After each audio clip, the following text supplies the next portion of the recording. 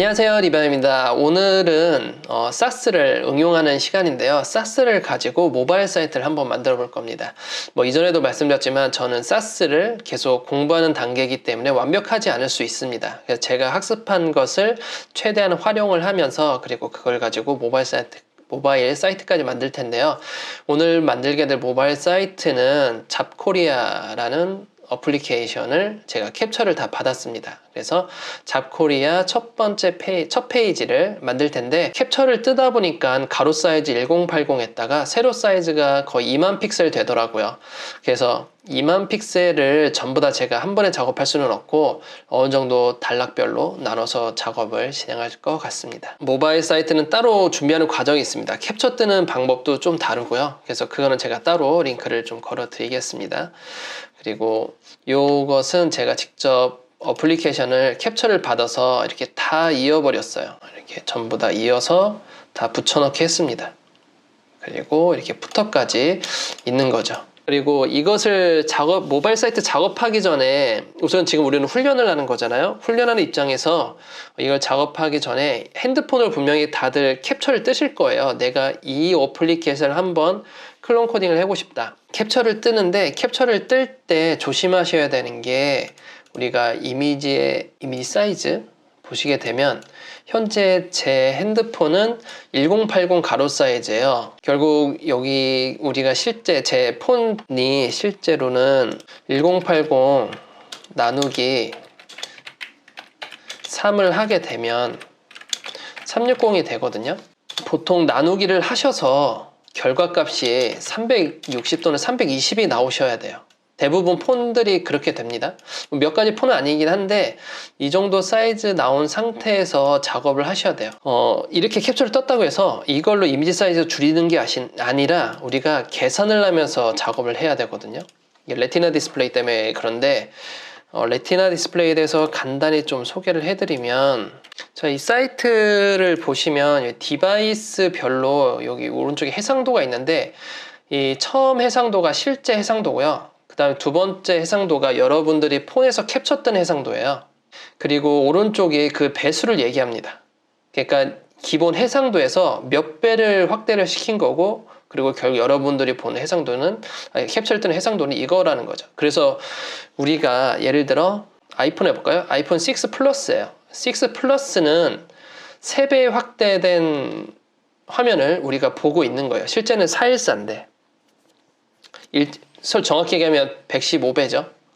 그래서 나누기 3하게 되면 360이 나올 텐데, 그래서 이 3배가 뻥튀기 됐기 때문에 그 디스플레이가 더 좋아 보이는 거예요. 뭔가 더 선명해 보이는 거고, 기본 해상도에서 더 확대를 시켜서 이렇게 픽셀을 압축시킨 거죠. 1픽셀을 안에 3픽셀을 더 넣은 거예요. 그 상태에서 보여지는 거기 때문에 더 쨍한 거죠.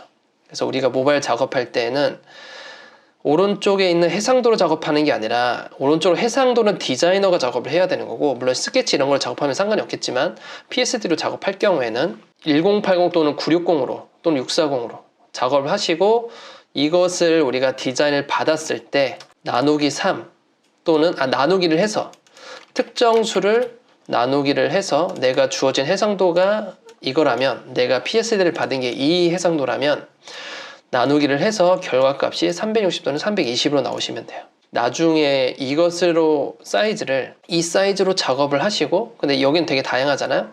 평균적으로는 360 또는 320으로 작업합니다. 오늘은 360으로 작업할 거예요. 360에서 작업을 하면 각 폰마다 알아서 2배, 3배 뻥튀기해서 보여진다는 거예요. 그래서 그것을 가지고 작업을 하는데, 그래서 오늘 이미지 사이즈는 1080입니다. 그러면 이것을 어떻게 작업하는지를 한번 보여드릴게요. 그리고 사스로 같이 작업을 해보도록 하겠습니다. 우선 오늘 헤더 한번 해보고, 시간이 남으면 밑에 비주얼이랑 리스트 쪽도 한번 해볼게요. 자, 이미지 슬라이스 해야 되는데 캡처 뜬 거라서 제가 준비한 거는 이곳에 아이콘만 제가 미리 준비했어요. 저희 아이콘 투명으로 빼야 되기 때문에. 그리고 나머지는 임의로 작업을 하겠습니다. 우선은 슬라이스를 하려면 이미지를 좀 잘라야겠죠.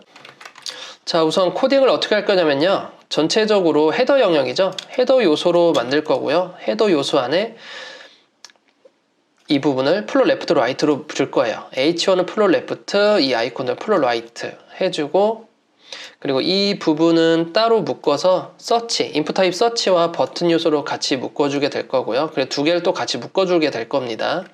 아니면 그냥 뭐 해도 되겠네요. 사로. 그리고 밑에는 메뉴로 따로 해서 플렉스로 해서 n분의 1로 나눠 가질 수 있도록 만들어 주도록 할게요. 자, 그러면 다시 돌아와서 헤더 요소라고 했죠? 헤더 요소에 h1 요소와 그리고 따로 div 묶어서 여기에 링크 두 개 넣어 줄게요. 하나는 마이 페이지로 가고요. 하나는 전체 메뉴 보는 거죠. 그럼 이곳에 우리가 메뉴를 눌러할 수 있어야 되니까 이곳에다가 따로 넣어 놓도록 하겠습니다. 뭐로 넣을 거냐면 로고를 넣어야죠. 잡코리아라고 넣고 배경 이미지로 넣을게요.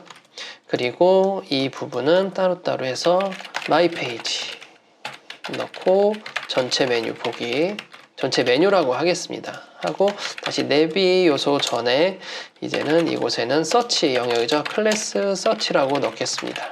그리고 이쪽은 클래스 인포라고 할게요. 서치의 인풋 타입에 서치라고 넣어 놓고요. 그리고 옆에다가 버튼 요소 해서 검색이라고 넣겠습니다.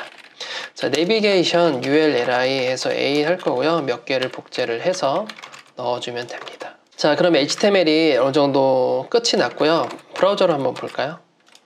자, 이렇게 나오게 되죠.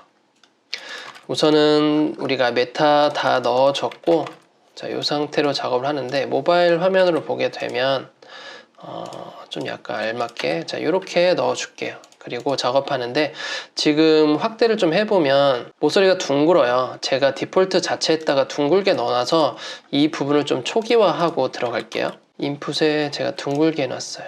보도 레디우스 삭제, 그리고 셀렉트도 제가 둥글게 해놔서 걔도 삭제할게요.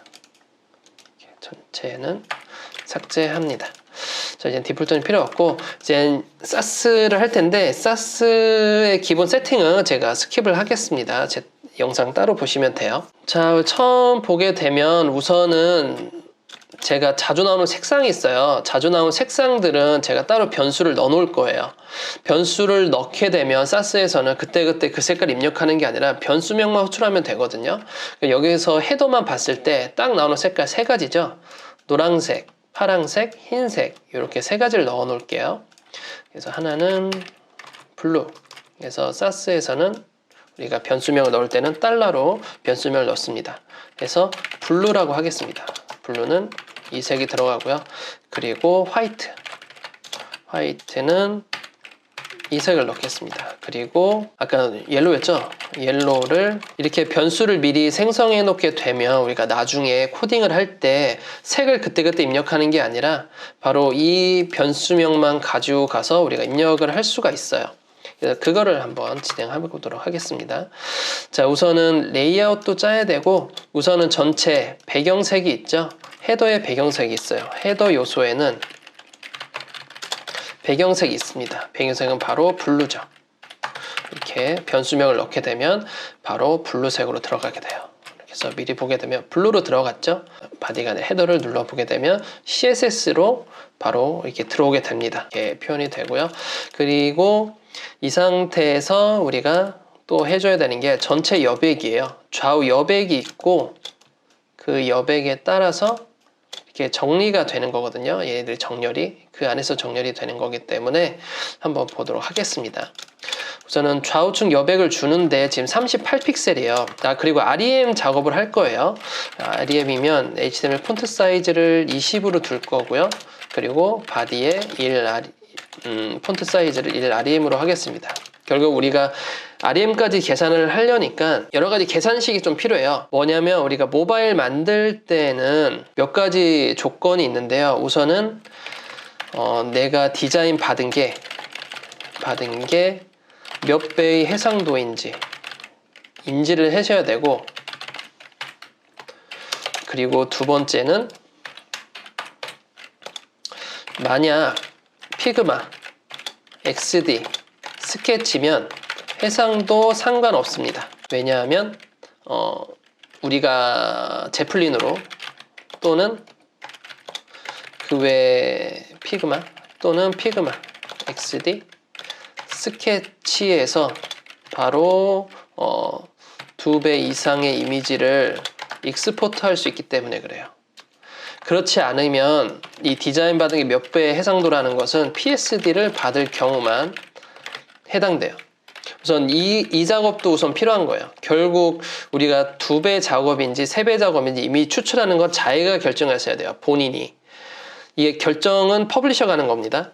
그래서 만약에 피그마 XD 스케치 같은 거를 내가 산출물을 받았다라고 했으면 익스포트 하실 때 2배든 3배든 상관없이 작업을 하시면 되고요. 3배가 좀 더 나을 수 있어요. 워낙 그 디바이스 자체에 그 픽셀 압축 능력이 좋아가지고 3배까지, 4배까지 나온 것도 있기 때문에 2배보다는 약 3배 정도가 좀 더 적당하고요.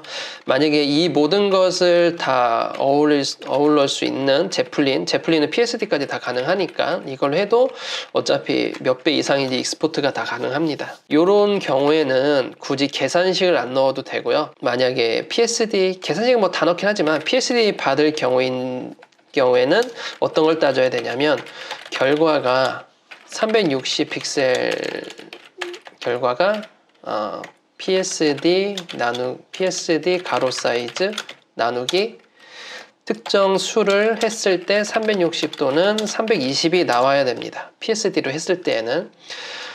그럼 PSD가 예를 들어 저 같은 경우에는 아까도 간단하게 설명을 드렸지만 1080이에요. 그럼 나누기 3을 NS로 하게 되면 3을 하게 되면 360이 나오거든요. 360이면 3배를 나누기를 해서 작업을 해야 돼요. 나중에 어차피 3배로 확대가 되기 때문에.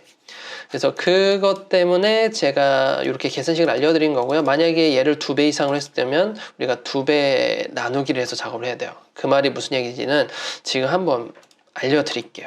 자, 왼쪽에 패딩을 넣어야 돼요. 근데 현재 38픽셀이거든요. 그렇다고 우리가 헤더에다가 패딩을 38픽셀을 넣으면 안 된다는 거예요. 지금 만약에 좌우 38픽셀 넣으면 엄청나게 커요.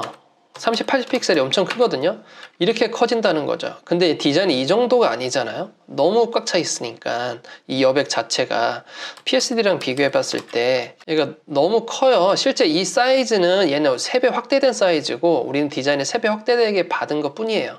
근데 폰에서 만약에 얘를 38을 그대로 입력을 하게 되면 어떻게 되냐면 38 곱하기 3으로 표현이 돼요. 38 곱하기 3이 되죠. 그러면 결국 얘가 114 픽셀로 화면에 출력이 돼버려요. 어마어마하게 커지는 화면이 돼버리는 거죠. 아까도 잠깐 보여드렸지만 실제 이게 브라우저 해상도예요. 모바일에서. 브라우저 해상도기 때문에 얘 기준으로 작업을 해야 되며 이 기준은 평균적으로 360에서 320이다. 360 또는 320이다. 그걸 가지고 보통 확대가 이렇게 어떤 건 3배, 어떤 건 2배가 막 되긴 하지만 그것까지 생각을 해서 하다 보면 보통 3배 정도로 많이 작업을 한다.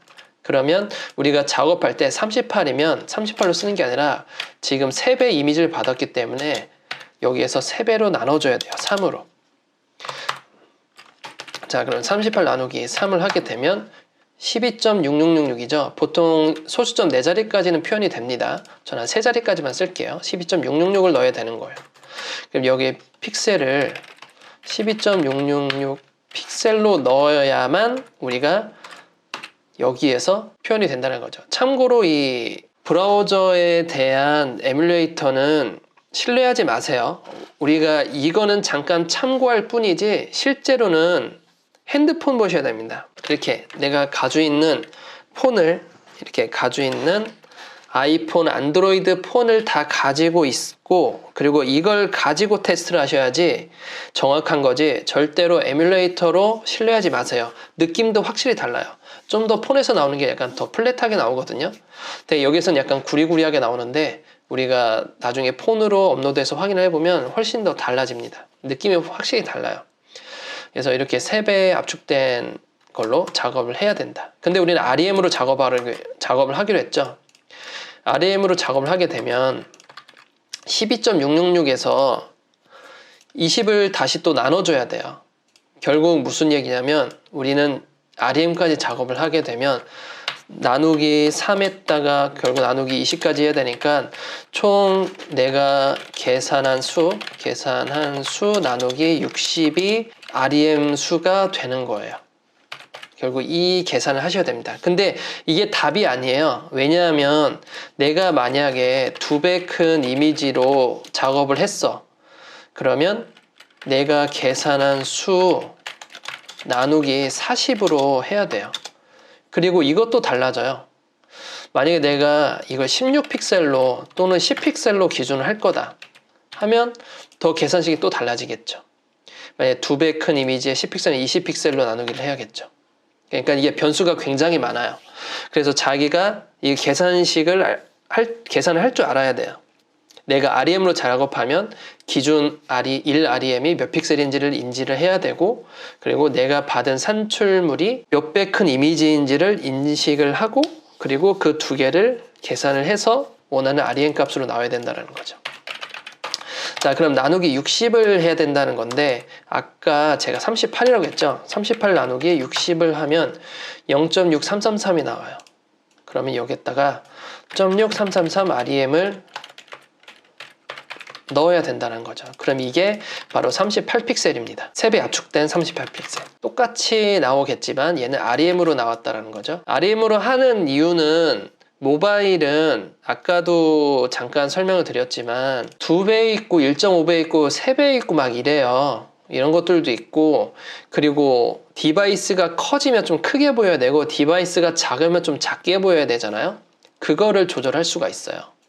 예를 들어 지금 아이폰은 이렇게 되지만 아이패드로 보게 되면 좀 작잖아요.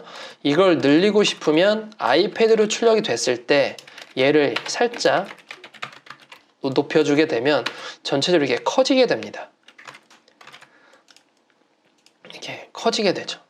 그리고 다시 아이폰 X로 왔다. 너무 크다. 그럼 얘를 좀 더 줄여서 그 해상도에 맞게 기준 REM만 바꿔주게 되면 모든 페이지의 여백이나 폰트 사이즈나 여러 가지 수치들이 일괄적으로 환산돼서 한꺼번에 다 바뀌어요. 그러면 그때 화면마다 내가 원하는 픽셀을 계속 넣어주는 게 아니라 REM으로 작업을 하게 되면 내가 몇 배 해상도를 각각 따지거나 아니면 내가 특정 디바이스에서는 좀 작아 보이니까 이런 해상도 이하에서는 내가 몇 픽셀을 더 주겠다. 좀 더 작게 해주겠다.